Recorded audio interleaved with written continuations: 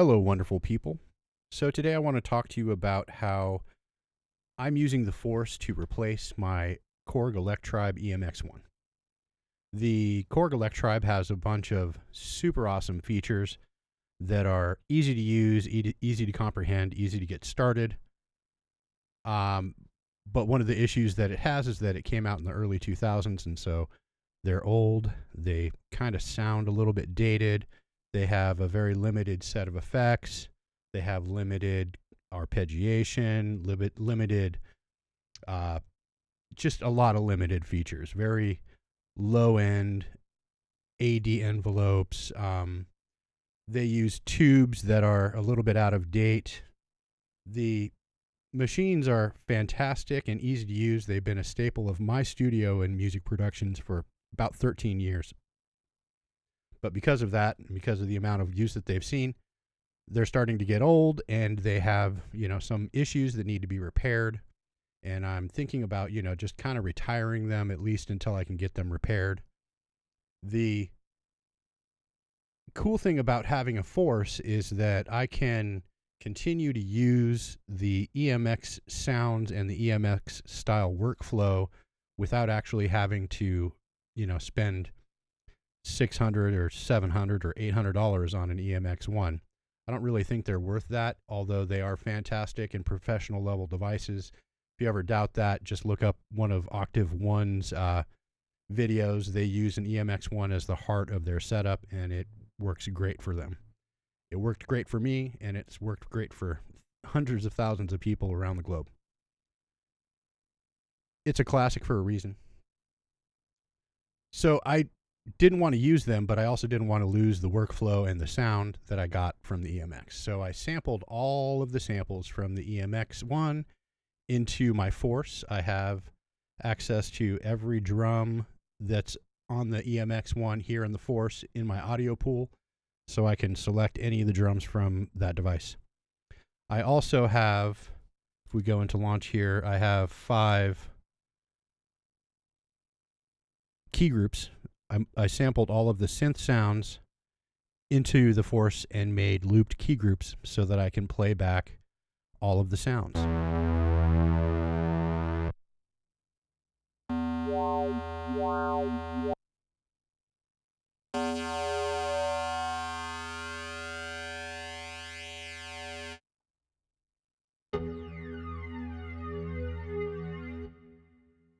The Korg is a fantastic device for making patterns easily and quickly, and the Force can do that as well.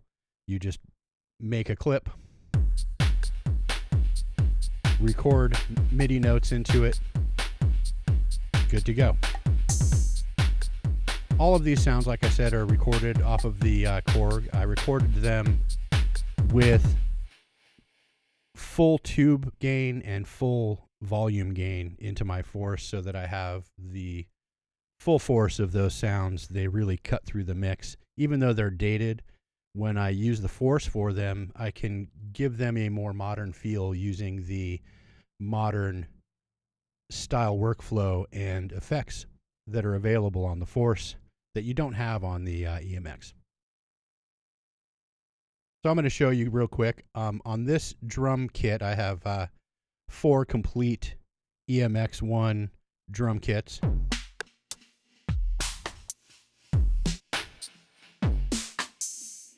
Complete kits. So I can just start up my device, load up this project, and then I have a bunch of places to start. In this case, I've used this quadrant to make some drum loops. And so I'm going to play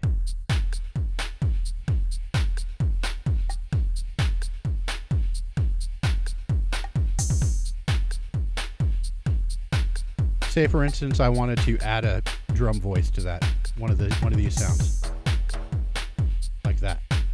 Hit record, enable my track.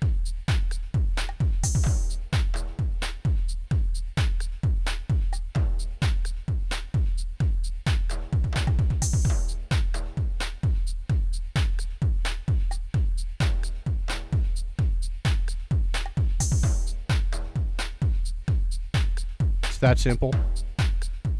Hit record, start hitting some buttons. let's say for instance, I wanted to do some automation on this here sound, this like shaker here.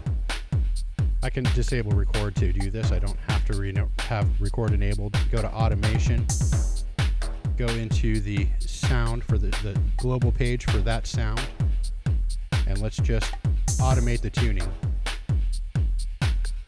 Wait for it to come back around.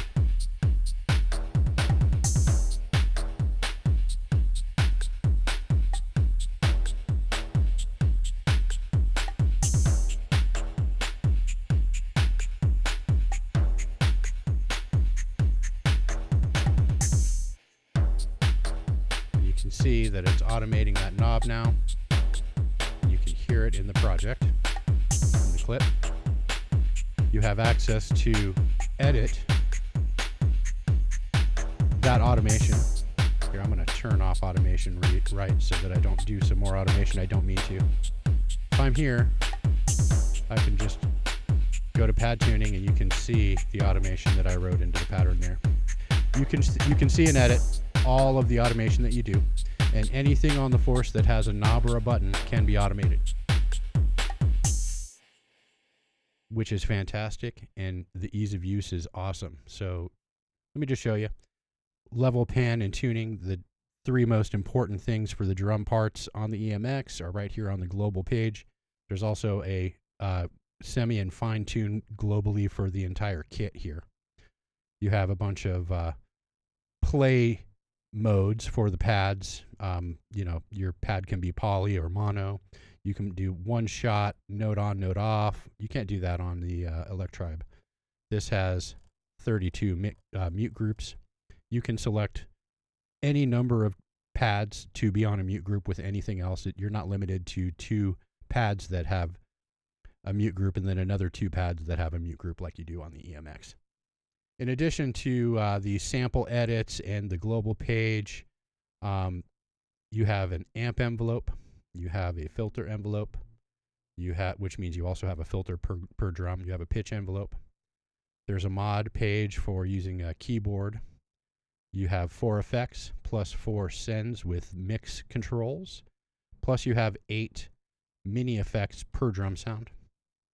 You have 2 LFOs. They're both syncable. One of them has destinations that you can set: pitch, filter, amp, and pan. Just like on the EMX, you have, you know, some automatable, syncable LFOs. They don't have to be synced though. You can just set it to whatever. Then you have some utilities and an 8-page mod matrix. This is all each per drum controls. So then, in addition to the drum sounds, the key group sounds, these are all looped, like I said. If I go into the samples, I can show you the loop.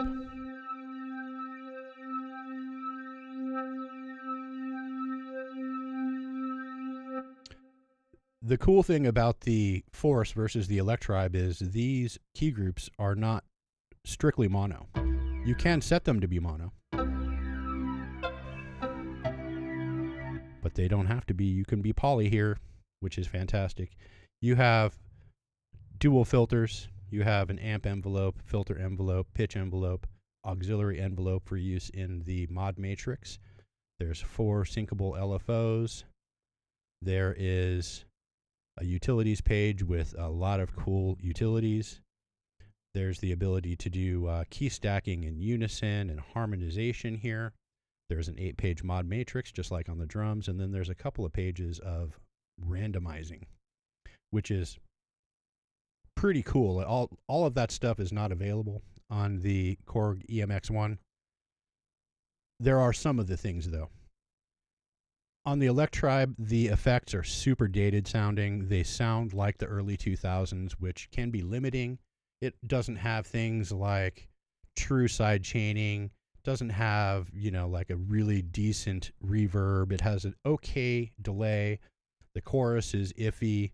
The sounds on it are emblematic of the early 2000s and the rave culture that was going on then, which is good and I enjoy, but I have been able to make those sounds sound even better using the Force.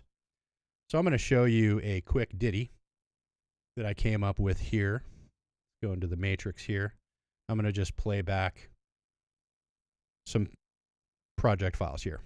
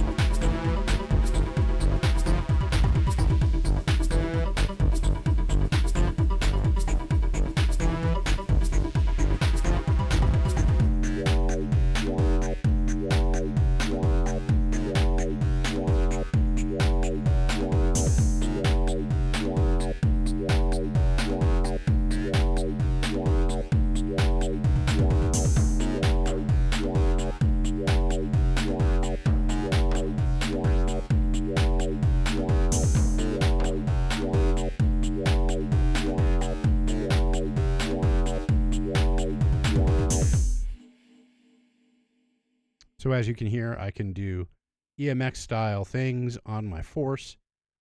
It has a fantastic arpeggiator. It has bonkers note repeat options.